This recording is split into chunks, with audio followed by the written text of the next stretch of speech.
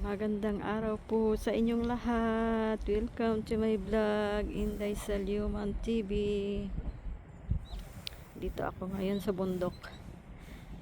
Nag-arkila ako ng kunting mataniman ko ng mga Pilipin na gulay.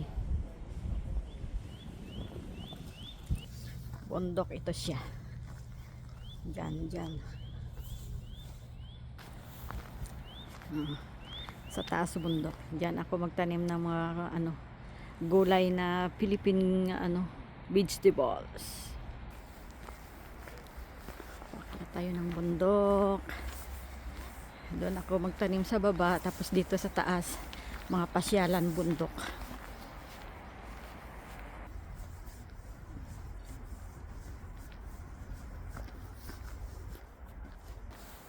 Medyo malamig-lamig pa konti kahit spring na.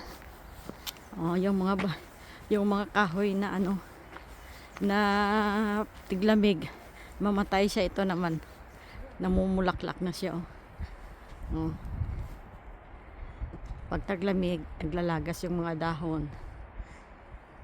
So, parang tingnan mo mga patay na kasi wala ng mga dahon. Spring na ito na ngayon.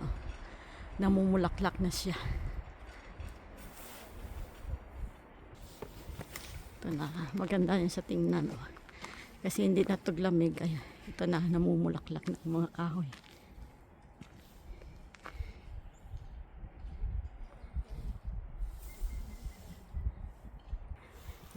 May umaakyat galing sa bundok. Pababa na pala sila. Ganda na ng niya, bulaklak.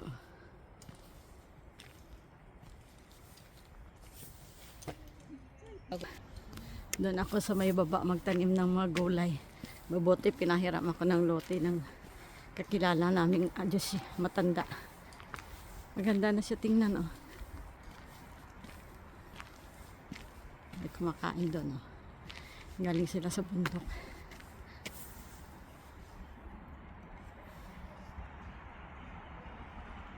Ako naman mag-isa paakyat. Nagkalo pa rin ako kasi malamig pa.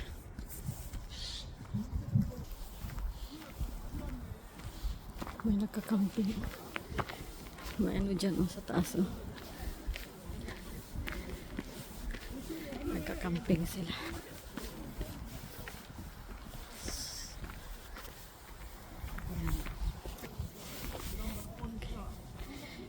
Yan, pag spring, lumalabas na ang mga bulaklak. May nagkakamping doon sa baba. Nag-iinuman sila.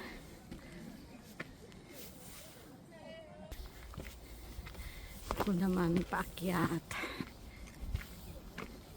Tingnan mo ng mga pantre. Ganito yung bundok sa kanila. Pasyalan. Maganda yun. Parang pahingaan ng mga tao galing sa bundok.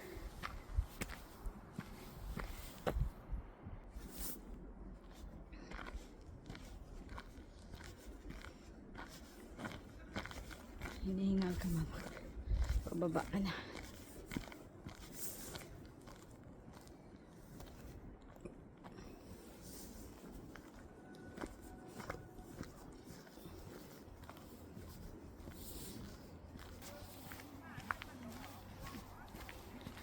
Ganda tingnan ang mga dilaw na bulaklak.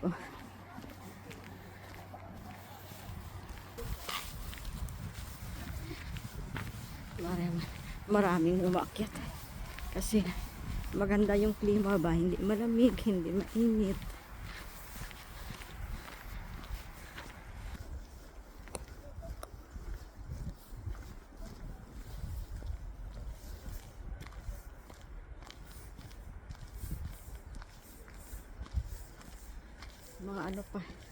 Mga 30 minutes yan dito galing sa amin.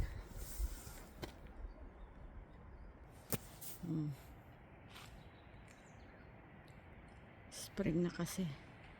Kaya yung mga dahon, unti-unti nang nagbalik ang kulay niya na green.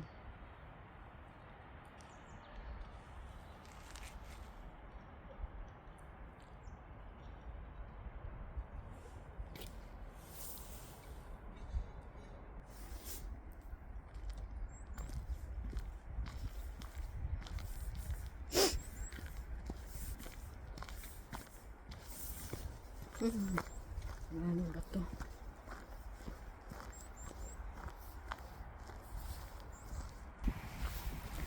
Nag-umpisa ng tanim.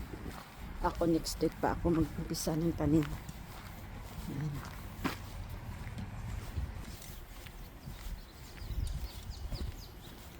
Gandang kulay oh. Dilaw na ano niya, bulaklak.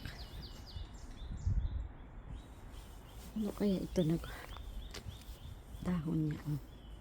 Ano kaya ito nag bulaklak? Siya. Ganda pa ganito lang kataas yung pine tree oh.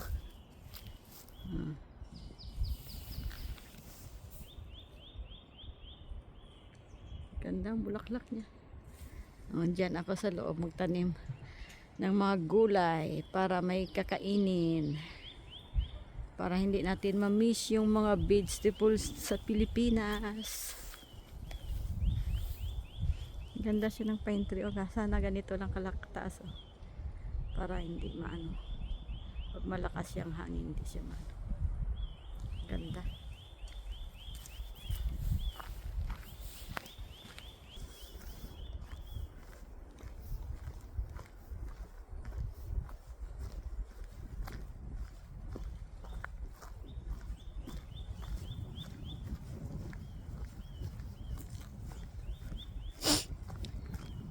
Nagkalo ako kasi para ano, di ako sipunin.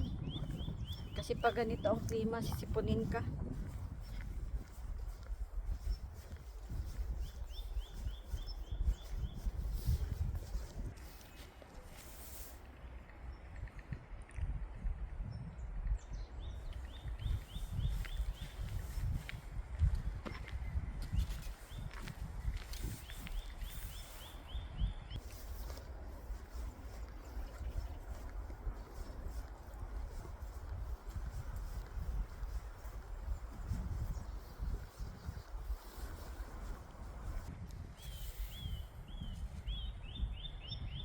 Umakyat muna ako sa bundok para makapaglakad-lakad naman kasi isang linggo din nagtrabaho, pagod din, kaya exercise konti.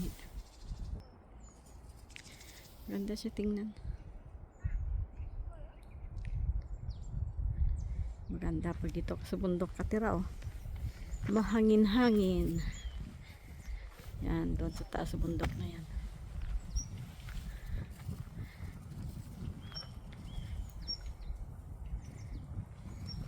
Dito pa ang taniman mo. Lagyan mo ng ano, cellophane. Lagyan, butas-butasan mo yung mga ano. Tapos doon mo ilagay yung mga seeds mo para